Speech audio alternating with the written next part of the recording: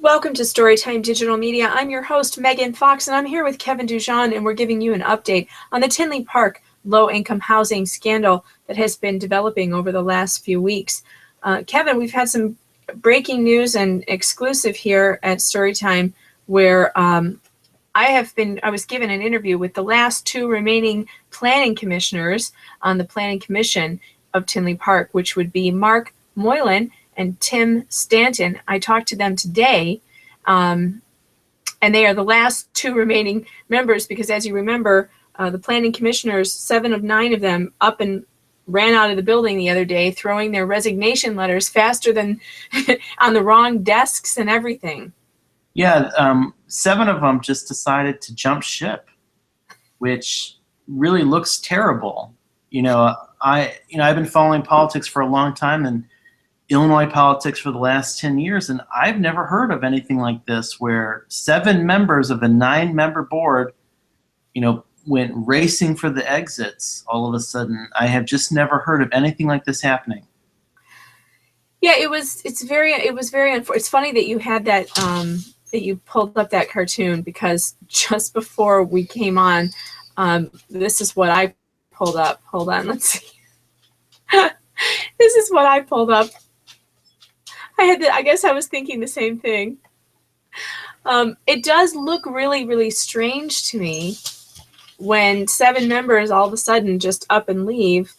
And I think that it's caused some speculation from people in the public who are now thinking, well, what kind of wrongdoing were they involved in, if any? And what happened was there was so much talk on Facebook between, different citizens in Tinley Park that I decided, you know what, I'm going to reach out to Tim Stanton and to Mark Moylan, because they're the last 2 remaining members, and just find out, what is the story? And they were kind enough to talk to me about it. And so just so people understand, the 7 people who resigned, it was Jeff Ficcaro, he resigned on February 4th. Tom Mahoney resigned on February 5th. William Reedy left on February 10th. Bob McClellan left on February 15th. Gina Miller hit the road on February 16th. Art Pierce, he'd been on the commission or commissioner in some capacity for the last 34 years. He left on February 18th. And then the chair of the commission, Rita Walker, she left on February 19th. So just bam, bam, bam, bam, bam, 7 in a row. Well, now the thing is that's really strange about it is that in talking with Tim Stanton and Mark Moylan, both of them are under the impression that none of these people have done anything wrong, and that they just didn't like the scrutiny. They're volunteers, and they just had enough, which is strange because, Kevin, have they been getting any scrutiny at all until now? They didn't get any until they all resigned. No, and nobody has said that any of them have done anything wrong either. Their names have never turned up in any of the emails so far.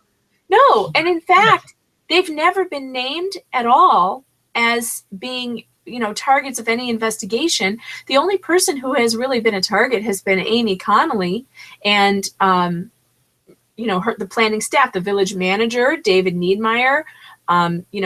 There have been, some people have questioned Jake Vandenberg's sincerity, but no one has named these planning commissioners because I think everyone kind of understood that they were, volunteers on a board. Now, Mark Moylan, who is and no one knew their names because right. Their names weren't turning up in any emails or any documents.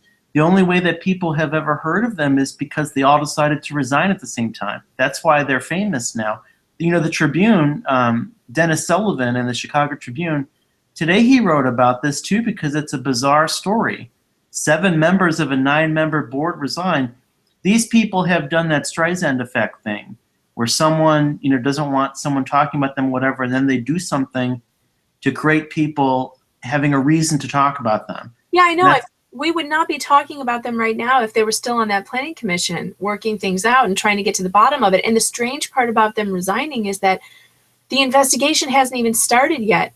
So no one knows what happened and who knew what when. So there aren't any fingers being pointed at them, and there's nothing going on, which is, it's just really strange. They made it look like something's going on by all racing for the exits the way they did. Yeah, they did. Now, So you made a point that a lot of people don't know the difference between the planning commission, which is, the 9 people, but now down to 2 because everyone left the Titanic. There's a planning commission, but then there's also a planning department. What is the difference between the two so people know? okay, I'm going to put up a picture right now of Mark Moylan. This is Mark Moylan, and he is one of the remaining planning commissioners. I spoke with him today. Very nice guy. He owns a state farm agency in Tinley Park. Lots of people know him and have told me, oh, Mark's a great guy and he'll talk to you. And he really did. He talked to me for a long time today and I appreciated it.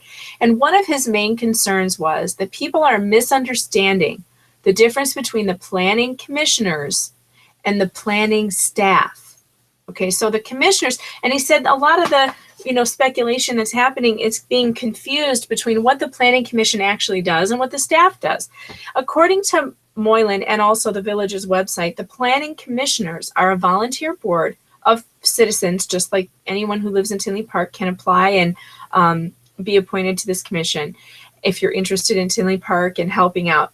And their only responsibility is very minute code enforcement, and not even enforcement. It's like making sure that when a new project comes before Tinley Park, what happens is the planning commission, the planning staff, which is Amy Connolly, Ivan Baker, and the people in her, they're hired, they are employees. They are not the planning commissioners, they are employees. The planning staff is the one that's involved in working with developers who are going to build a building. So let's just talk about Buckeye. Buckeye comes into the picture and they don't contact Mark Moylan or the planning commission. They don't go stand in front of them. They go and they talk to Amy Connolly. And Amy Connolly tells them, okay, well, you got to go to the police and you have to go to the waterworks and you have to go to the fire department and you have to make sure that you have to show them your drawings and make sure all your drawings are up to code. So Amy walks them through all the things that they have to do to be up to code, right? So they do all the meetings first with the different departments in the village, the police, the fire, whatever.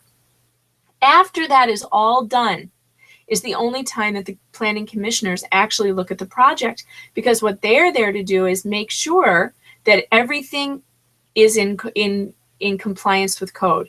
So they may have to, and if they need to give a variance, that's what they're there for. They're there to give a small variance on, let's say it was a 6-foot sidewalk and the code says it has to be 5. So they decide, is it worthwhile to give a variance for this particular thing? Or better example, that nice lady, Monica Rubin, she's been fighting to get a fence, just to put up a new fence. So she would have gone before this planning commission to get her variance to be able to do the fence that she wants to do. That's right. And they would just, so what you're saying is they would just look at what she's proposing and they'd say, okay, here's what the code is, here's what she wants, is a variance required. They would be deciding minuscule things that are very matter of fact, black and white like that. That's right. They never have any control over what buildings are getting built in the town. They are not an economic planning development board. All they are there to do, and in fact, what Mark Moylan said was that some of the planning commissioners who resigned have intense knowledge of the codes, and their absence will be sorely missed. Tim Stanton has only been to 8 meetings so far. He's a new planning commissioner. So there's now a new commissioner who seems a little lost. From when I spoke to him, he seems a little lost about how things work still. He's still being trained. What you're saying to me is that basically it'd be like you walk into a bookstore where people have worked there for 20 years and you can say, oh, what was the name of such and such book? And they would just walk right and get the title and bring it right to you. So they were that familiar with all the ins and outs of these codes and things, and they were really good at just doing that. That's all they were doing. They weren't trying to decide what would be built or what would be a good project or not. They were just doing these minutia, the code stuff, right? That's exactly right. That's exactly what their job was. And so what Mark Moylan is saying is that the loss of 7 of those people, some of whom were very well versed in those codes, and just like those bookshop owners who would know exactly which book, where the book was on the 20th shelf and the third, highest from the third from the left.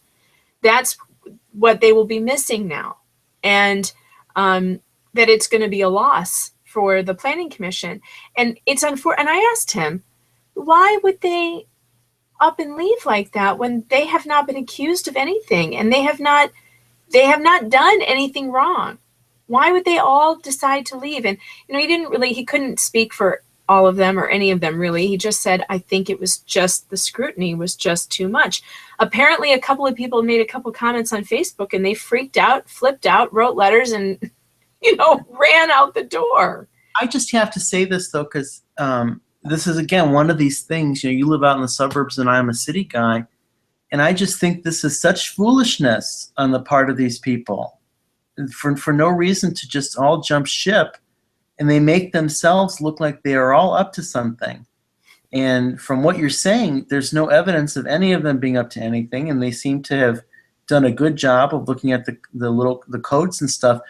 But something spooked them where they thought that they're going to get blamed for all this mess, or they're going to get blamed for things that Amy Connolly possibly did, or other village employees possibly did, or board members, the village board did. So what you're saying is they got the idea. It looks like that Jeff Ficcaro, started it on February 4th, and then the other ones followed suit, and it really picked up speed at the end there. They got the idea in their head that they have to jump ship before they get blamed for anything. Is that fair to see that? Yeah, I think that's what happened.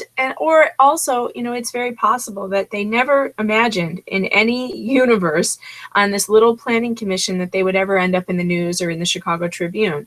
And that's not a very comfortable place for some people to be. If you've never been in the paper before and suddenly your name is splashed in the paper and it's attached to scandal, it can be very upsetting. But unfortunately, now they have caused themselves to be a news. Right. They would never have been in the Chicago Tribune if they hadn't jumped ship. But let's get to what else I found out from Mark Moylan, which is really something. And that is that him and Tim Stanton both confirmed with me that the first time they ever heard about Buckeye, about the reserve development, was on January 21st, at the January 21st Planning Commission meeting, when Amy Connolly and David Petroni stood up at the very end of the meeting to tell them about the reserve. And it's almost like David Petroni, for people who don't know, he's the spokesperson for Buckeye. I don't know what his role there is exactly, but he embodies Buckeye, comes to speak for Buckeye in front of these different boards. Right. So they even seemed like they were trying to sneak a fast one past them on that January 21st meeting, because they waited until the very last item on the agenda to tell them about the reserve project. Mark Moylan told me that one of the commissioners, whose name is McClellan, I think, is it Ed? Anyway, at the end of the meeting, so they're giving their presentation about what the reserve is, and at the very end, one of the commissioners said to them, well, what kind of rent are you going to be charging in these apartments? And Petroni then told them it would be, some of them, as low as $400 a month. Moylan said at that point, they all understood there's something wrong. What kind of apartments are $400 a month? And so they knew there was more to the story that they had not been told. They were not told it was a low-income housing development. That isn't how they sold it to them. They sold it as a, 47-unit apartment rental building. And so let's just see if we understand, because this gets complicated because there's the Planning Commission, Planning Department, then the Village Board. There's lots of these moving parts in Tinley Park. So what you're saying is, as part of the process of getting this reserve project to go forward, that it was required to go before the Planning Commission, even though the Planning Commission just looks at little nuts and bolts, code stuff. And so what you're saying is, when it came before this commission on January 21st, that the reserve project was presented by Amy Connolly and this David Petroni from Buckeye. And he's the guy that was really nasty to everyone at that February 2nd meeting, and said a lot of shameful things, and then made a threat at the end of the meeting that a lot of people took to be a legal threat that he was going to sue if Buckeye didn't get its way. That's that guy that everyone really doesn't have any fondness for. But they supposedly came on January 21st to this planning commission. You're saying that Bob McClellan, and he was asking some questions, and these guys, just knowing all the codes, were thinking something doesn't sound right here, that you're going to be building something here that would be charging only $400 in rent. Boy, we haven't heard about anything like this coming. That sounded strange to them. That's what you're saying. Yeah, and he said, and this was a quote that he gave me, no one was happy about having to vote on a project this big without board approval. So they felt uncomfortable because they were told at the January 21st meeting that they would have to vote on this at the very next meeting, which was February 4th. That's the meeting that everybody packed to the rafters to get into and say, you have to stop this. And so when you say that they are uncomfortable voting on this without board approval, so they're just the planning commission. They're talking about the village board of trustees, the one where the mayor sits there, and then there's the 6 other people, Jake Vandenberg and those other guys. That's the board they're talking about, right? Yeah, and Mark Moylan told me that they've never, ever approved, the planning commission has never approved a project of this size without village board approval, with elected officials approving it. Because the planning commission members, they just volunteer to be on the commission. They're appointed by, I believe, the mayor, or maybe they're appointed by the board. I think they're appointed by the mayor. And so they're saying, we don't feel comfortable approving something this big because we are not elected to anything. The elected people on the board who run for election, and they are the people's representatives, the people's true representatives, they should be voting yes or no, not us. Right. Yeah. Okay. And by the way, I said the wrong name. It was Bob McClellan who had asked about the rent.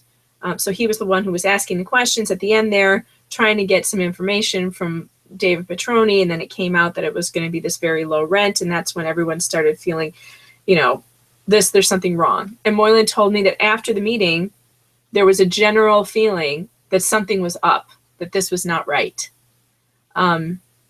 So now that's interesting. Here's another. That's interesting right there, though. I just want to draw attention to it. So they got the same vibe that everybody else that looks at any of this. Let's be real here, that a lot of this has a lot of moving parts, and it's complicated to try to understand what Buckeye, Amy Connolly, and these other people have been doing. But even these people on this planning commission, the second they saw this, Megan, you're saying that they felt like something was up.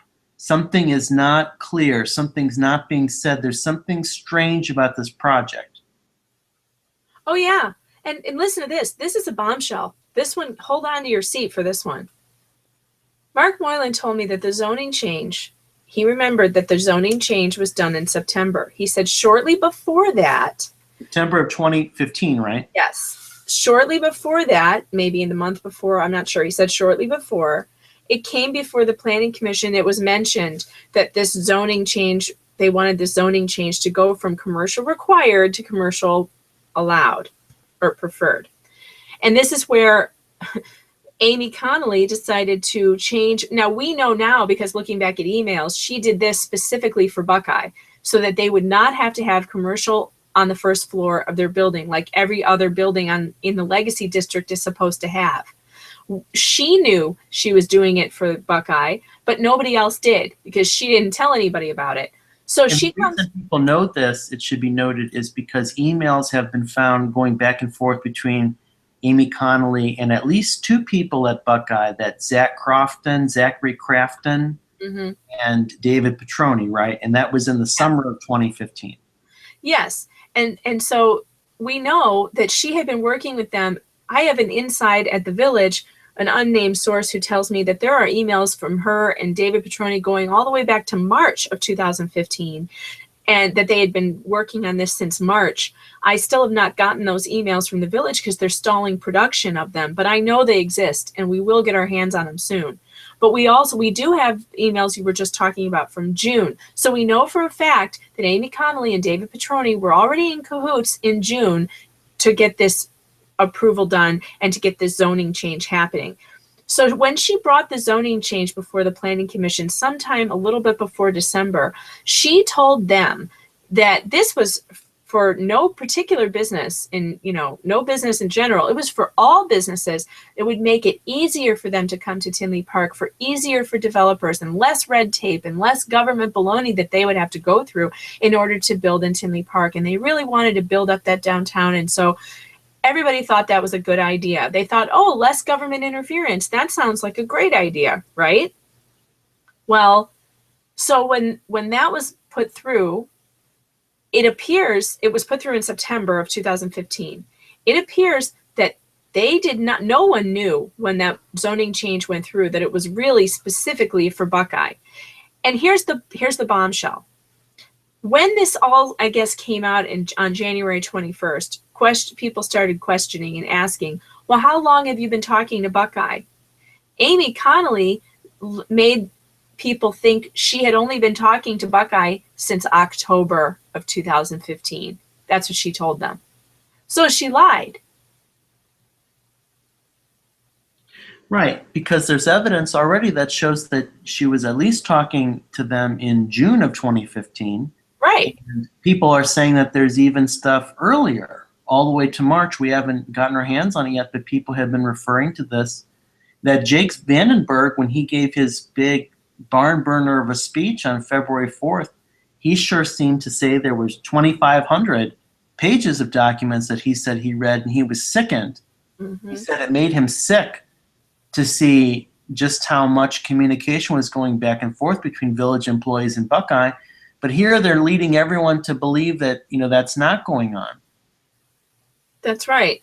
So the Planning Commission was told that she just started talking to Buckeye in October. And that is false. We now know that is completely false. So there is a lot of subterfuge going on here. There is, and here's the thing. All arrows point back to Amy Connolly. Every time I talk to somebody about this, I know it seems like there's a lot of, well, we don't really know who's in charge of that. We don't know anything. We didn't do it. But it does seem to all point back to Amy Connolly, who's got her hands just busy behind the curtain, just moving all the pieces around at the village. She's got her hand in everything. Well, to me, it sounds like Amy's the one who knew what was going on, and she's talking to Buckeye. And for whatever reason, it seems that Buckeye was able to manipulate her, whether she wanted to do that willingly or whatever the reason is. From the emails I've seen, Buckeye is pretty firm when it's saying things to her like, hey, how about we just fill out all these papers for you and then you just sign it? And then I've seen some emails where she said, well, I don't know if I'm really allowed to sign that or not.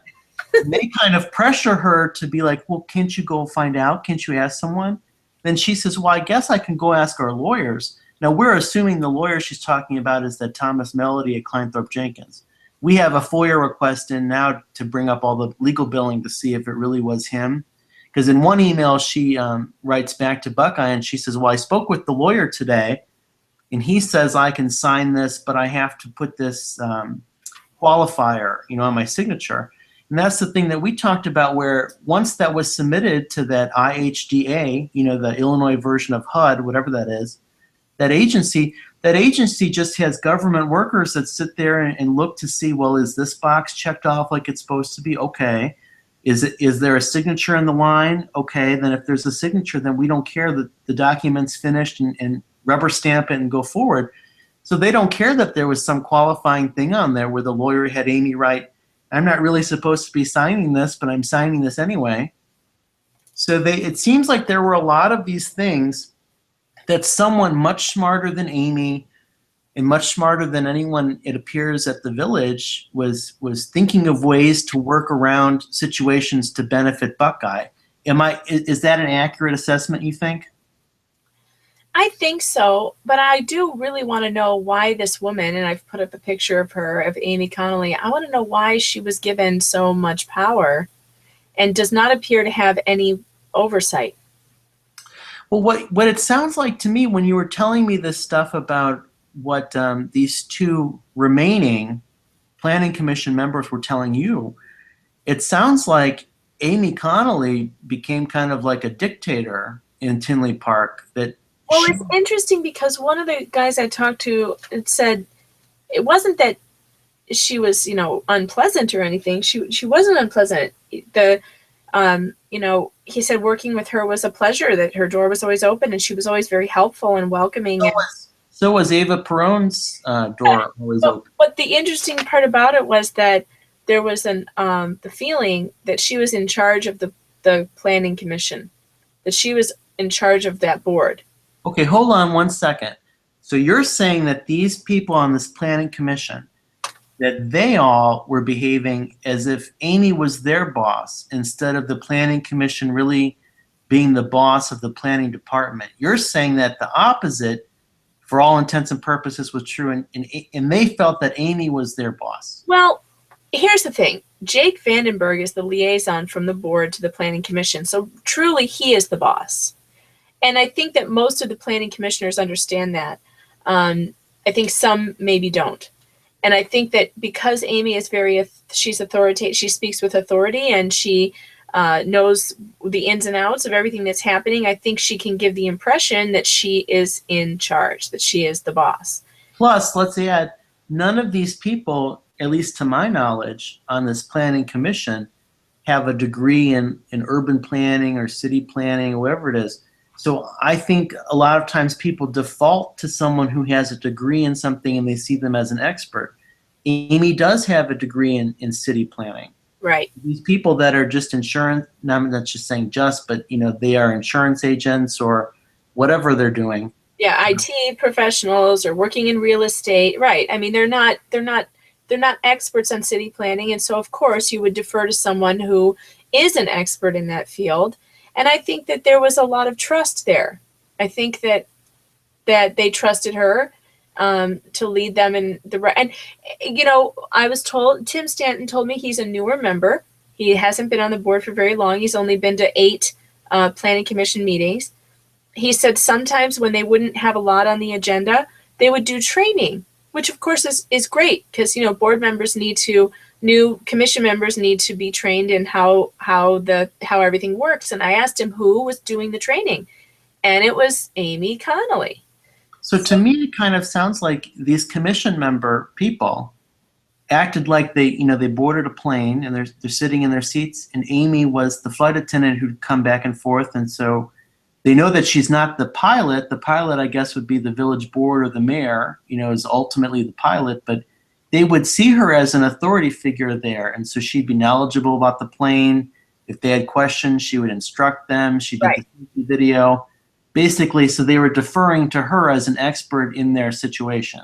Yeah, and I think that that's fair. I mean, and I don't think that it's unusual. I just think that it just keeps coming back to Amy, Amy's the expert. Amy knows what she's doing. But then here she is behind the scenes working around, doing an end run around the zoning laws. And Megan. And making up stuff to tell the commission that this is to make it easy for businesses to come to Tinley Park, when she knew darn well she was doing it for Buckeye.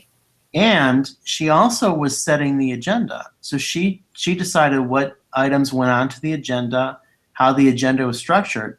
So conveniently, it sounds like at that January 21st meeting when everyone was really super tired and wanting to go home, and it's January, they want to go home, that Amy conveniently enough put that Buckeye as the very last item. Is that correct? That is correct.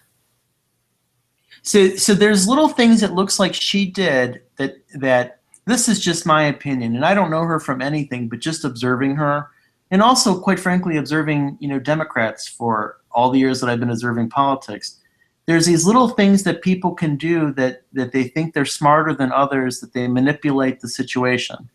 So this is one of these power moves that she can make where she'd think, it's very likely that she would have looked at it and said, I really want this to go through. The best way to do this is, I noticed that people really stop paying attention, stop asking questions towards the end of a meeting because they want to go home.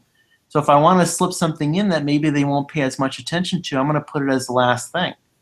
That seems like something someone would do, isn't it? It does, and it also, and then don't forget that the reason the board passed that zoning change is because it was shoved into a motion that was chock full of keeping hookah stores off of Oak Park Avenue. Well, who doesn't want to keep those off Oak Park Avenue? You know, who's going to vote yes to those? And so, okay, so they want to stop the hookah stores from opening up. And once again, she's the person who would be presenting whatever is in the motion or whatever they call it. And so I can imagine she might have said something to them that made them think whatever this zoning thing was that she's talking about was really just to stop the hookah stuff. If it was part of the thing we're talking about, the hookah, and it has, you know, 7 or 8 parts to this complicated thing we have to do to make sure there's no more hookah stores, I would think that nobody is imagining, well, is Amy really trying to do this for some other purpose? Does she have an ulterior motive? No one was thinking that. It's absurd. And the thing is, and listen, Mark Moylan, you know, he took a lot of time out of his day-to-day. Very nice guy. And one of the things that he said to me was that he does not believe that any of these commissioners, you know, have done. He knows that they haven't done anything wrong, and he knows it looks bad that they've all resigned, you know, but that truly, that this is just, there's something, you know, this is just, it's just a bad situation for them, and they can't handle the scrutiny. You think it looks bad that they did this? That looks bad. Yeah, it doesn't look good. But you know, I think that now I did ask both Tim Stanton and Mark Moylan, do you plan to resign? Are you going next? And yeah, because there's still room in the picture for 2 more to complete the set. No, I did ask, and no, neither one of them is planning to resign. They both feel like they really, you know, they love Tinley Park, and they feel like they're there for a reason, and that they're going to see it through to the end and they want to get to the bottom of it too. And that's what I don't really understand about why the other planning commissioners just jump ship, because don't they want to know what happened? I would think so. Now, here's something, you might know more about this than I do, but I remember hearing it was either Tim Stanton or it was this other good commissioner, the ones that stayed on the ship. You know, so they're still playing on the ship and drinking brandy as everyone else has already jumped off into the icy water. But the good guy, I think Tim Stanton, didn't he send an email to Amy? Yeah, he did. He did. Here, let me pull him up. This would have been, okay, so this would have been what, January 21st or 22nd? Wasn't it right around the same time as that? Yeah, it was, I think it was either that day or the next day, he said. Because the story that they're saying is that none of these commission members knew about the reserve until January 21st, when Amy and that David Petrino presented it at that commission meeting. That's right. It seems this guy sent an email to Amy saying, hey, I have some questions about that. Yeah, he did. She had sent out a big email that was basically probably a recap of what she had done at the January 21st meeting. And it was about the reserve, and it was just all this generic stuff about what it was.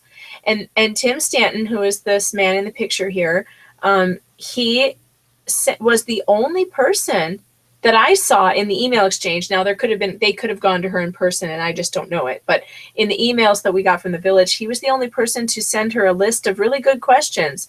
You know, he had concerns, and he said that he wanted to know about the parking issue. To him, it seemed like there would not be enough parking for that many families. And now explain that parking thing, because that's a big deal.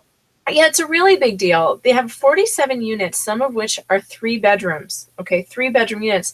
They have only allotted 1 car space for each apartment. There's no way that's going to fit the number of cars that's going to come with that many apartments. Most 2-bedroom apartments come with 2 cars. And for people who have not seen the design of this building, so there's the side that faces the street, okay? And then behind the building, though, like the lower floor is all parking spaces, from what I understand. So you're saying that each of the units, you know, there's 47 units, so there would just be 47 parking spaces, but most families have 2 cars. And these are not just 1-bedroom or studio apartments. Most of these units are more than 1 bedroom. And bedrooms. I don't believe any of them are studio apartments, but a family would typically have, 2 cars at least. And if you have a teenager, now you've got 2 cars plus the teenager's car.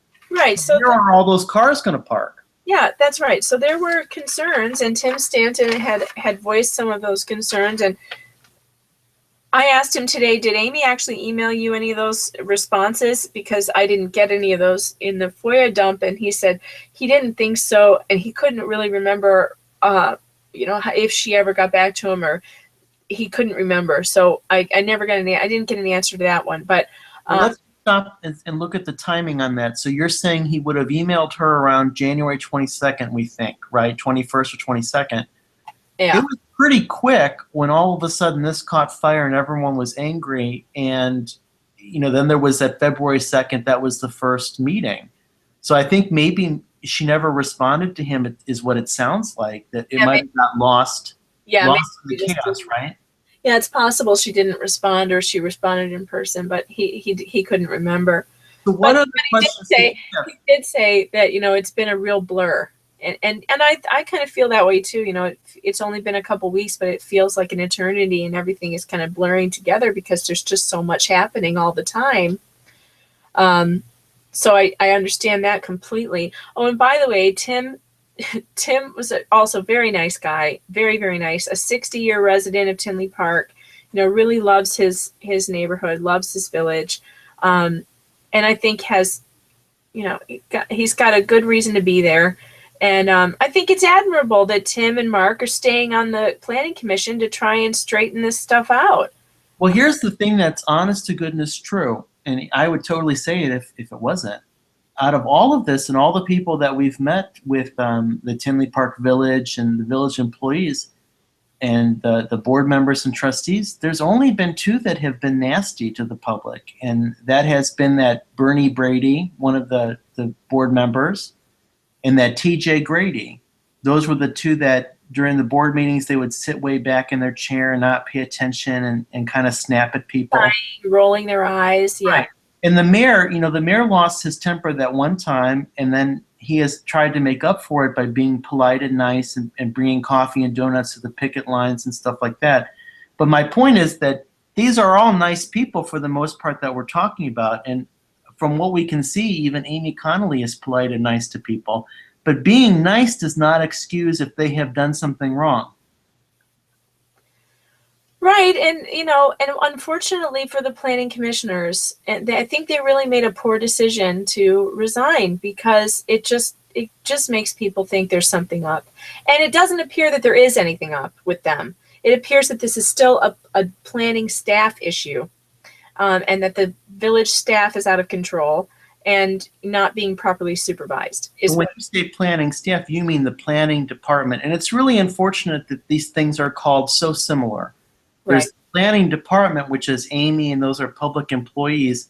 Then there's this planning commission, and they're the ones who I believe very foolishly, whoever advised them to do this or needs to stop giving advice to anyone about anything. Because if any of these people had asked for advice, wouldn't you have told them, don't all go jumping off the ship, because then you look like you did something wrong.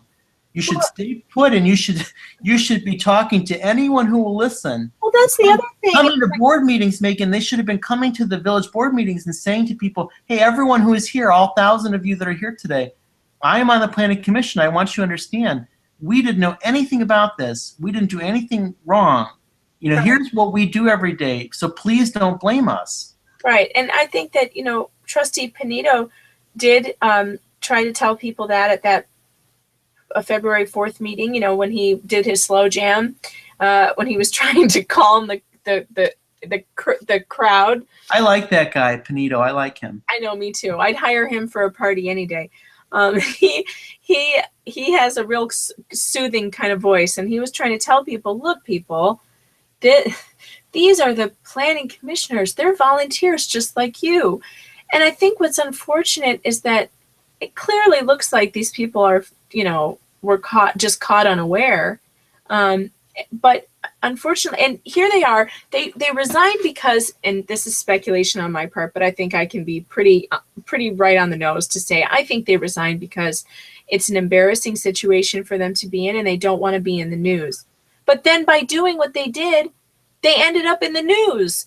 And so now it's a story, and now we have to talk about them, and now we have to, we're likening it to the rats jumping off the ship because that's what it looks like. I'm sorry. Another thing you need to point out, and I'll point it out, is remember at that February 2nd meeting, that terrible David Petroni, how he started off the meeting trying to shame people and saying, oh, well, you just don't want certain people to move in, or whatever weird stuff he was trying to imply and say that was so disgusting and so shameful. Mm-hmm. Then at the end of the meeting, after he had listened to people picking apart all the different things, and I think he was surprised at how well informed the people of Tinley Park are, how people did their homework, they asked intelligent questions, that they had already started FOIAing things and looking at the different emails.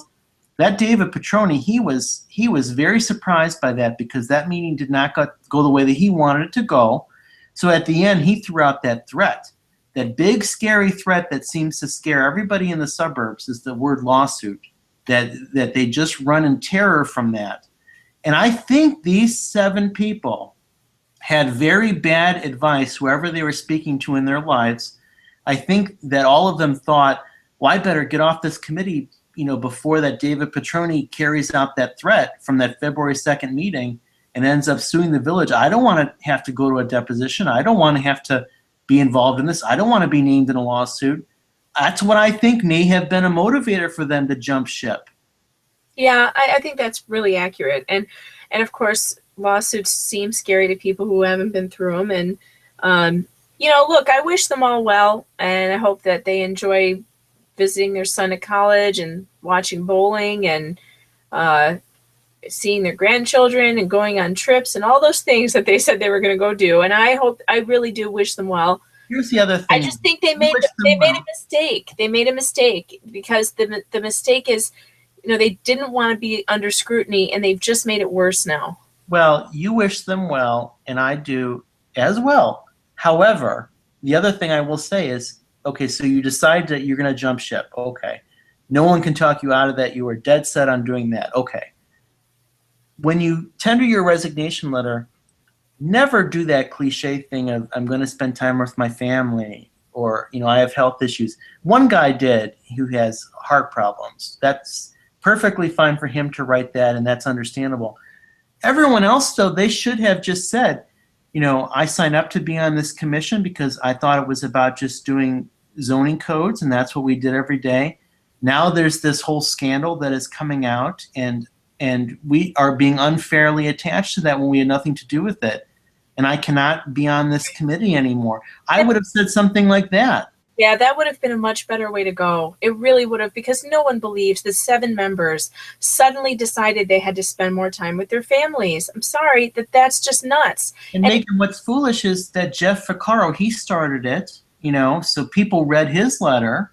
Then the guy resigned after him on the 5th. And then, carried on like that. So by the time it got to Art Pierce and Rita Walker and Gina Miller, at the end, why are they using the same excuses? And, it makes it sound like it's all very disingenuous. Well, and unfortunately, these are not people who are used to being in the spotlight. But that's another warning that needs to be said.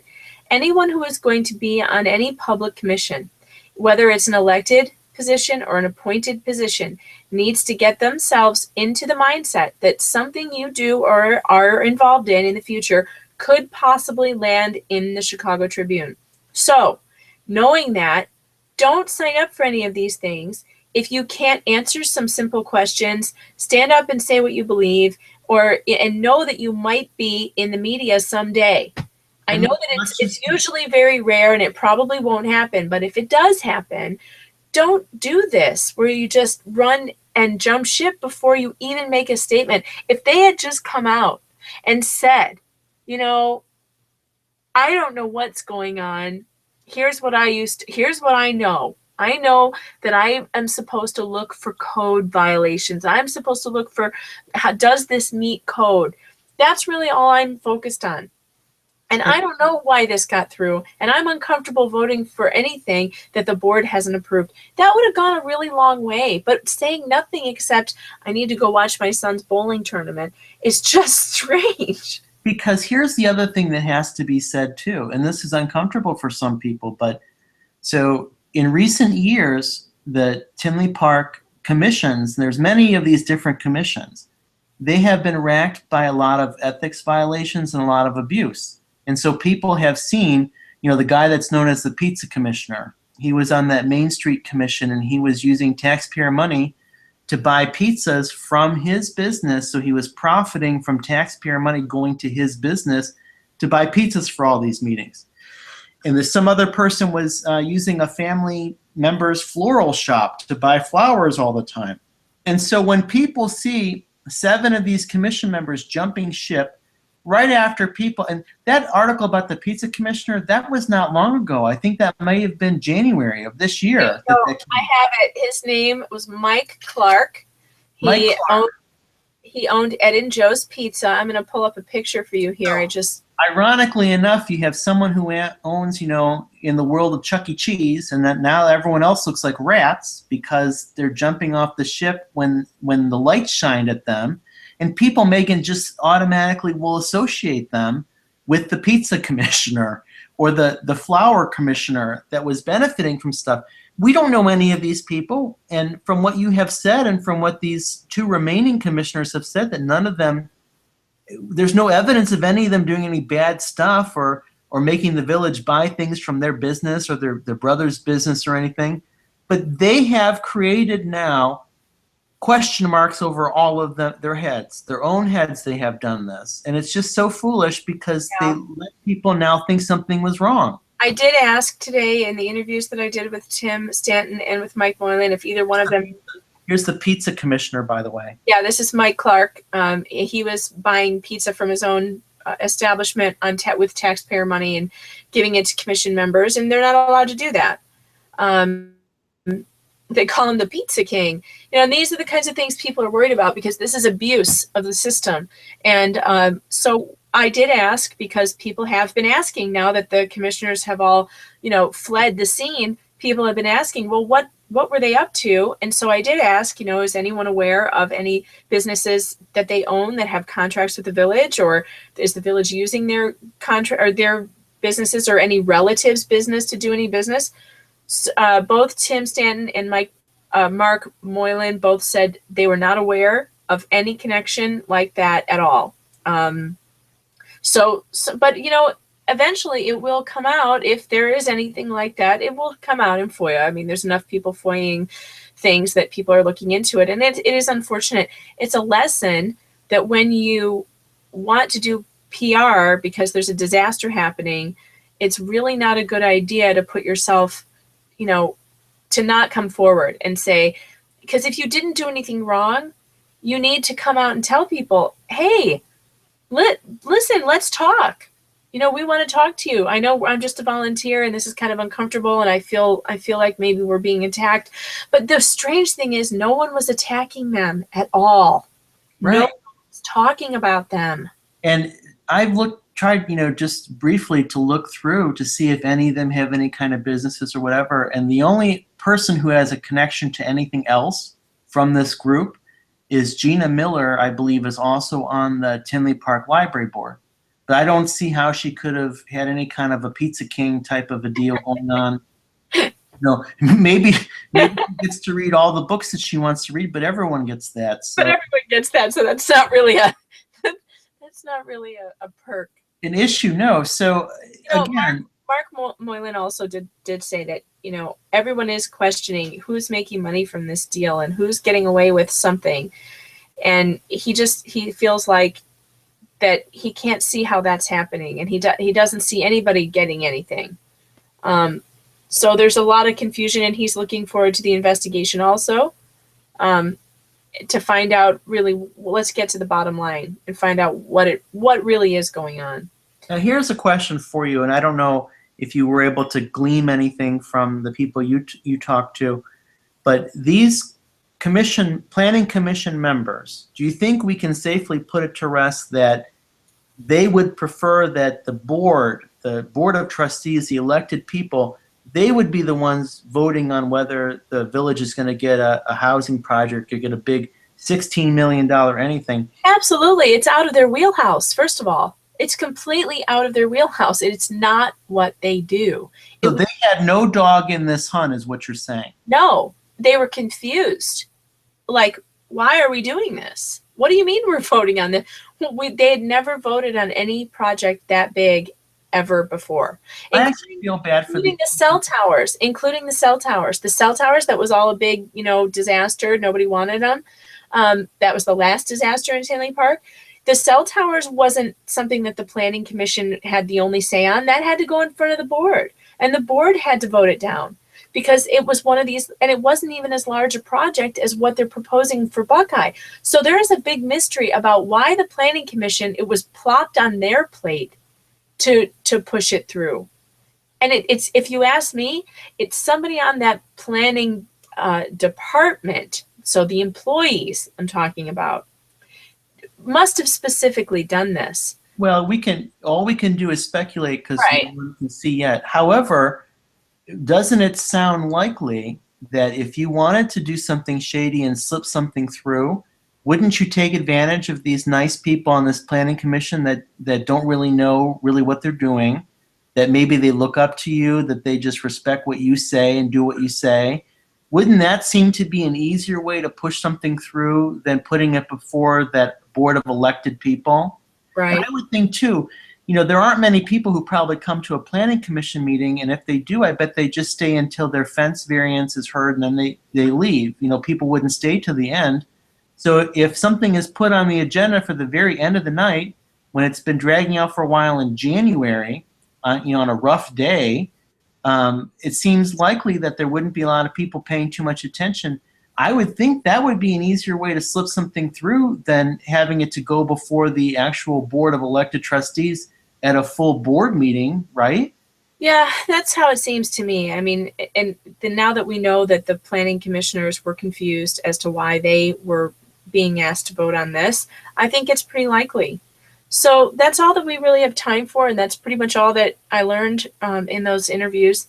The And last word, though, that we need to get in is I think you solved part of the mystery today, that I think we can safely say that the Planning Commission, absent some new discovery in FOIA or something, this Planning Commission seems to be a dead end in terms of finding who's responsible. That I don't believe anyone on this Planning Commission was responsible. No, I don't think there's any way they could have been. I really don't. This is not in their wheelhouse. This kind of project was not something that they would ever have been working on. And I want to be very clear. The Planning Commission does not, it's a stupid name. It's a really stupid name for this board. They should be called the Code Commission or something like that. Yes, the yes. Codes Commission, because they don't plan anything. There's no planning that actually takes place. They are not planning buildings. They are not planning what businesses are coming in. They never even have a conversation. You know how they don't have conversations about what is good for Tinley Park because that is not their job. So for instance, all the citizens are very upset about, well, who is the person who is having conversations about who is the developer and why aren't you looking into the builder? They are not planners. This is why the name of their commission is really bad and needs to be rethought. That's a great suggestion to take to the board, that they should really rename this the Code Compliance Commission, something like that. Right, because there's a lot of confusion. They are not in charge of Variance Commission, a variance commission, that would be a good name for them too, because that's what they do, is variances. Right. They don't do planning. They're not village planners. Okay. They just look for code, so that things are to code. But Okay. unfortunately, they are just 7 apparently very nice people who made one of the worst and stupidest political mistakes in Chicago in recent memory by resigning like that. It's not good. It didn't come. The optics are bad. Oh. Well, hey, thank you for looking into all this. You did a great job of digging to the bottom of this today.